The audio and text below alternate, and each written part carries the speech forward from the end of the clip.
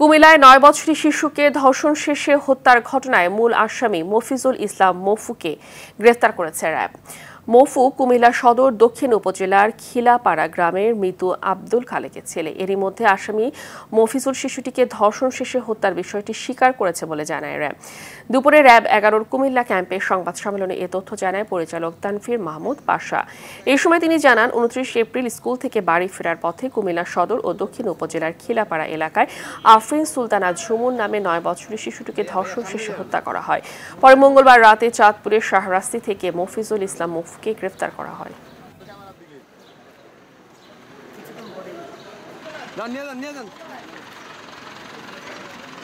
আমরা চাঁদপুরের শাহরাস্তি থানাধীন এলাকা থেকে আমরা যে অভিযুক্ত ধর্ষণ এবং হত্যাকাণ্ডের ঘটনায় মফিজুল ইসলাম প্রকাশ মফুকে আমরা গ্রেফতার করতে সক্ষম হই।